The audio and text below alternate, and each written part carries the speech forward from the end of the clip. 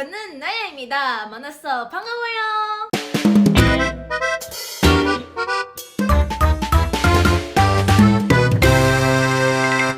Di video kali ini kita bakal bahas sesuatu yang mungkin sering kita lihat tapi jarang kita sadarin. Yap, 오늘은 kita bakal bahas estetika film Korea. Pernah gak sih kalian tuh mikir, kenapa sih film Korea tuh bisa beda banget sama film dari negara lain? Kayak film Korea tuh dikit-dikit bisa bikin kita nangis, terus 5 menit kemudian kita seneng lagi, 5 menit kemudian kita nangis lagi. Itu semua ada hubungannya sama estetika film Korea. Nah, yang pertama kita bakal bahas ciri khas dari estetika film Korea. Ciri khasnya itu ada dari visual, narasi, dan karakter. Jadi, hal pertama yang paling gampang dikenalin dari film Korea itu dari visualnya nih teman-teman. Film Korea itu dikenal punya sinematografi yang sangat rapi dan detail. Setiap frame-nya itu biasanya dipikirin secara matang. Jadi bukan soal bagus aja, tapi visualnya tuh bisa penuh banget sama makna. Contohnya adalah warna. Film Korea itu sering menggunakan warna dan pencahayaan yang dramatis. Misal, kalau genre-nya itu thriller atau dark, biasanya mereka tuh memakai warna-warna kayak warna dingin, kayak biru, atau pencahayaan gelap, terang, yang kontras banget. Tapi kalau genre-nya tentang keluarga atau romance, warnanya tuh berubah jadi lebih hangat dan nyaman dilihat. Makanya kita itu udah bisa ngerasain mood filmnya sebelum aktornya atau karakternya itu muncul di film itu.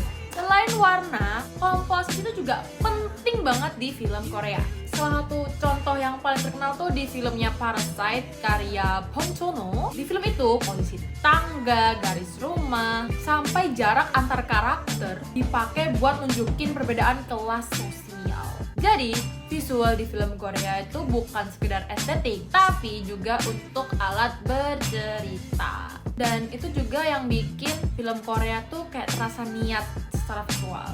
Ciri khas kedua yaitu dari narasinya. Jadi, film Korea itu punya teknik yang namanya genre blending atau pencampuran genre. Artinya, satu film itu bisa punya banyak rasa sekaligus. Yang jadi awalnya tuh lucu, tiba-tiba tegang, tiba-tiba sedih, tiba-tiba marah, terus tiba-tiba ending. Anehnya, kita nyambung-nyambung aja. Mereka atau film Korea itu berani memainkan emosi penonton. Makanya kita lagi nonton film Korea itu kita capek secara emosional karena emosi kita tuh dibuat naik turun. Terus tema yang dipakai di film Korea itu juga cukup berat. Ada kesenjangan sosial, ada balas dendam, korupsi, tekanan hidup, trauma masa lalu, sampai kritik terhadap sistem masyarakat. Makanya kadang film Korea tuh terasa dramatis, tapi mereka tuh realistis. Yang paling khasnya lagi adalah endingnya. Film Korea itu jarang memberikan happy ending yang terlalu sempurna, terlalu perfect. Mereka itu lebih suka kayak ending yang ambigu, tragis, atau open ending. Makanya kita kalau nonton film-film Korea atau drakor-drakor kan kita kayak pengen season 2, pengen season 3 karena endingnya itu mereka buat open ending atau menggantung. Jadi setelah film itu selesai, penonton tuh kayak mikir, sebenarnya makna akhirnya ini apa ya? Justru itu yang bikin filmnya tuh membekas di hati kita itu lama banget. Sekarang kita bakal bahas ciri khas dari karakternya, teman-teman. Kalau di film Hollywood yang biasanya itu sering nampilin karakter heroik yang sempurna, Korea itu kebalikannya guys. Karakter utamanya mereka tuh seringkali adalah anti-hero. Mereka punya sisi yang gelap, kadang pendendam, kadang egois, kadang melakukan hal yang salah. Tapi anehnya, penonton tuh masih punya simpati karena karakter di film Korea itu dibuat sangat-sangat manusiawi. Mereka bukan orang sempurna, mereka juga cuman manusia biasa yang ditekan sama keadaan. Ini itu berkaitan dengan konsep budaya yang disebut Han. Han itu adalah perasaan sedih, kecewa, marah yang udah dipendam selama bertahun-tahun. Jadi banyak karakter di film Korea itu digerakkan oleh luka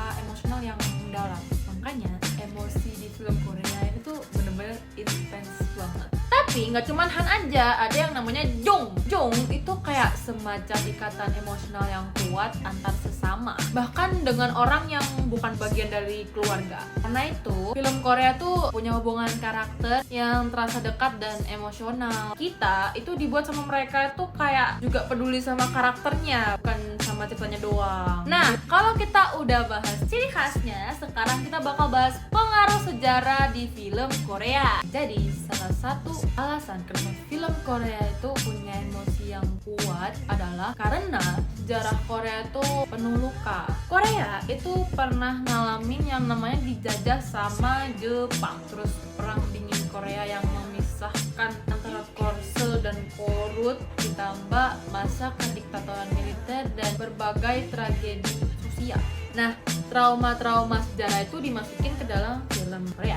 Makanya banyak banget film Korea yang membahas ketidakadilan, penderitaan rakyat, keluarga yang terpisah, sampai kritik terhadap pemerintah. Film Korea itu sering dipakai sebagai media refleksi sosial. Bahkan kadang jadi cara masyarakat Korea itu menyembuhkan trauma kolektif mereka. Jadi mereka tuh kayak ngubah dari trauma jadi estetik. So, pas kita nonton film Korea yang sangat emosional, sebenarnya kita tuh juga melihat bayangan sejarahnya mereka.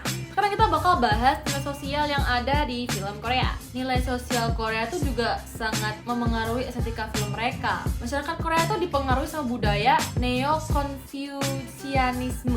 Karena itu, mereka tuh sangat memperhatikan hierarki, status, usia, jabatan, dan hubungan senior-junior. Makanya, banyak di film Korea itu sering ada ketegangan antara orang kaya dan orang miskin, atasan dan bawahan, dan orang tua sama anak.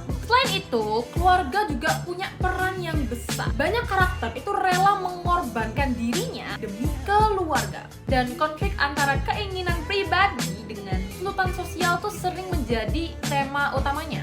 Sebenarnya film Korea itu bukan cuma hiburan aja, tapi juga cerminan bagaimana masyarakat Korea itu hidup. Terus ada ideologi dan kritik sosial. Film Korea itu juga terkenal sangat berani mengkritik masyarakat. Contoh yang paling gampang tuh di Squid Game. Visualnya tuh memang keren banget dan menarik banget. Tapi di balik itu, sebenarnya film itu tuh sedang mengkritik kapitalisme dan kesenjangan ekonomi. Banyak dari film Korea tuh memperlihatkan kehidupan modern yang terlihat indah di luar, tapi penuh tekanan di dalam. Karena itu, film Korea tuh bisa sangat relate. Oke, sekarang kita bakal bahas gaya penyutradaraan dari film Korea. Jadi, sutradara Korea itu punya gaya yang sangat khas. Mereka itu pintar banget mainin emosional dan juga suasana ke penonton. Dalam satu film aja, kita bisa ngerasain tegang, sedih, marah, senang, susah, terus takut juga dalam waktu yang singkat. Nah, selain itu, mereka juga sering menggunakan teknik extreme close up untuk menangkap ekspresi emosi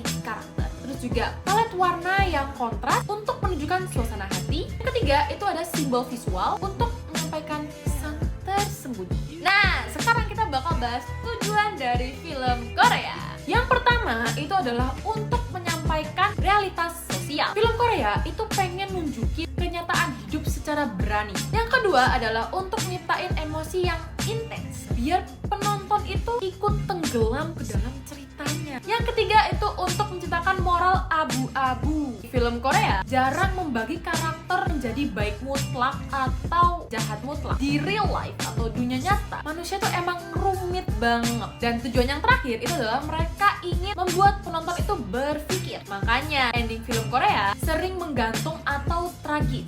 Nah, yang terakhir kita bakal bahas respon penonton dari film Korea. Menariknya, masa ke masa, respon penonton terhadap film Korea itu berubah-berubah. Pada era kolonial dan pasca perang, film Korea itu masih penuh sensor dan belum dikenal dunia. Masuk ke era 60-an, Korea itu mulai mengalami masa keemasan film. Orang Korea bahkan bisa menonton puluhan di setiap tahunnya. Tapi di era 70-an, industri mereka itu sempat turun karena sensor pemerintah dan munculnya televisi. Lalu masuknya Korean New Wave di tahun 80-an sampai 90-an.